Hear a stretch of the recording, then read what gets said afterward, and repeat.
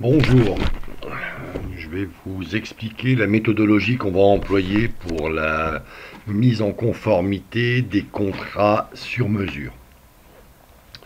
Alors la première des choses à faire, c'est de rapatrier ce qui se trouve sur le lecteur I directement dans mes documents. Donc vous rapatriez dans mes documents et pas ailleurs pour éviter des problèmes après de chemin trop long. Donc quand je vais dans I, dans le marketing régional 2015, collective, le dossier numéro 5, mise en conformité inspection, eh bien, à l'intérieur de ce dossier, vous avez l'ensemble des CP que nous avons récupérés et l'ensemble des états clients qu'on a sortis avec Fanny.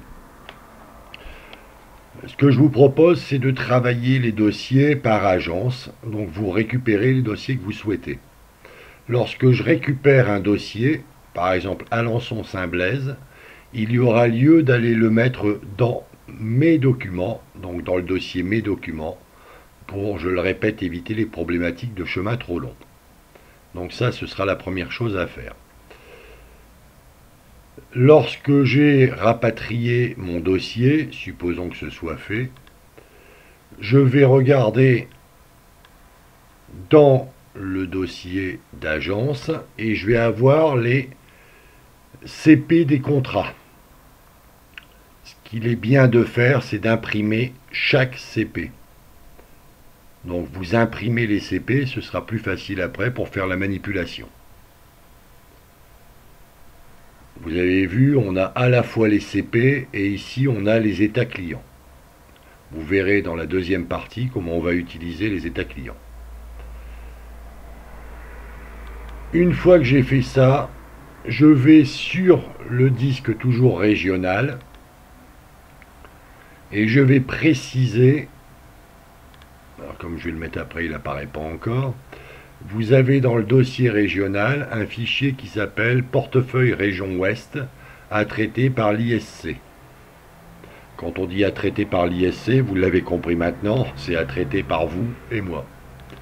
Donc je vais ouvrir ce fichier. Dans ce fichier, je souhaiterais que vous puissiez indiquer les dossiers que vous prenez en charge. Alors on va prendre un exemple.